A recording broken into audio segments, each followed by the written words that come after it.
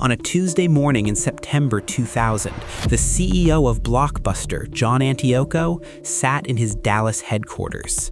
His company was an undisputed titan, 9,000 stores worldwide, 50 million registered members, $6 billion in annual revenue.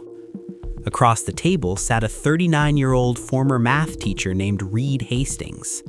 Hastings was bleeding cash. His startup, a tiny mail-order DVD company, was on track to lose $57 million that year. Hastings offered Antioco a deal. Buy us for $50 million and we will run your online brand. Antioco didn't just decline, he literally laughed them out of the room. Today, Netflix has a market cap hovering around $250 billion. Blockbuster consists of exactly one franchised store in Bend, Oregon. This is the story of the most expensive laugh in corporate history, and how an empire built on plastic tape blinded itself to the internet. Back in 1985, an oil industry software developer named David Cook opened the first Blockbuster video. The timing was perfect. VCRs were rapidly dropping in price and entering millions of American homes. But the video rental market was highly fragmented. It was dominated by mom-and-pop stores with small inventories and dark, uninviting aisles. Cook brought data and scale.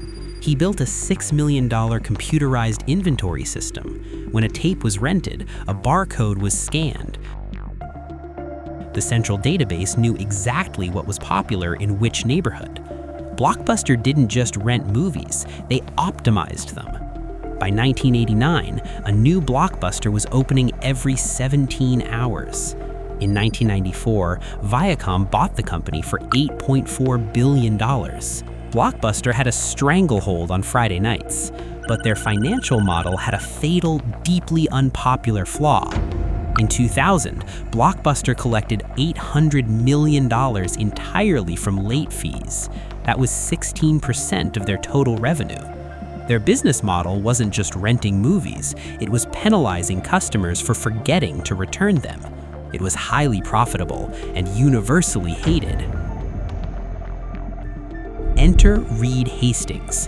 In 1997, Hastings returned a copy of Apollo 13 to his local Blockbuster 6 weeks late. The penalty was $40. Frustrated, he looked at the gym membership model. Pay a flat monthly fee, use it as much or as little as you want. He applied that to DVDs. Netflix was born. No due dates, no late fees. For $19.95 a month, you could keep DVDs as long as you wanted. But shipping physical discs through the mail was expensive. By 2000, the dot-com bubble had burst, and Netflix was desperate, which led to that fateful meeting in Dallas. Blockbuster executives viewed Netflix not as a threat, but a niche, unprofitable novelty. Why would anyone wait 3 days for a DVD in the mail when there was a Blockbuster within a 10-minute drive of 70% of the US population? To Blockbuster, the internet was a phase. Physical retail was the fortress.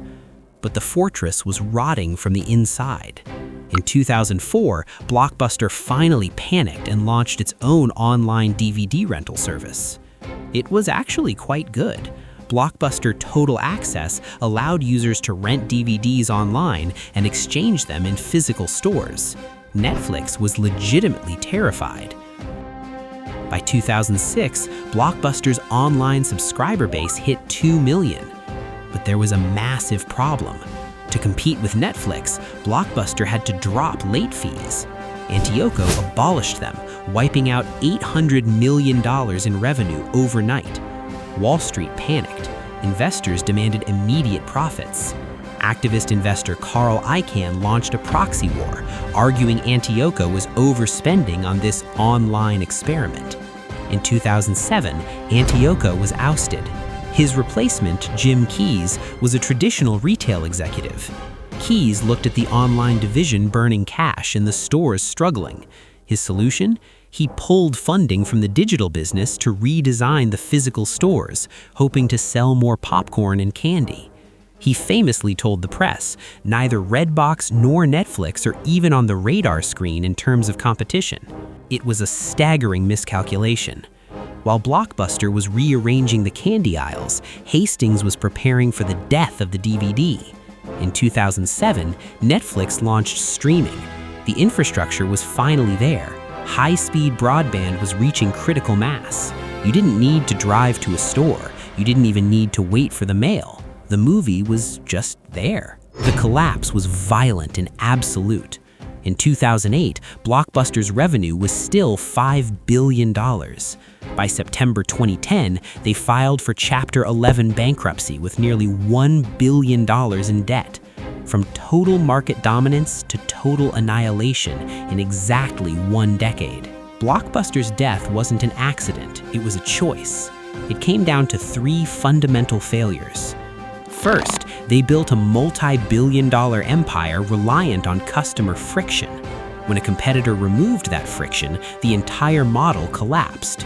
They literally monetized their customers' mistakes, and that bred zero loyalty. Second, they prioritized Wall Street over innovation. When the transition to digital caused short-term financial pain, investors panicked, fired the CEO who saw the threat, and retreated to the safety of retail. They tried to protect their past instead of inventing their future. Third, arrogance. Blockbuster equated their massive scale with permanent invincibility. They assumed a $50 million startup was a joke because it didn't look like them. Today, the Blockbuster brand is nothing more than a nostalgic punchline. They had the capital, the brand, and the distribution to own the streaming era. They could have bought their biggest threat with the pocket change generated by a single month of late fees. Instead, they laughed, and the company they laughed at ended up rewriting the entire entertainment industry. The lesson is brutal but simple. In business, the moment you believe you are untouchable is the exact moment you are already dead.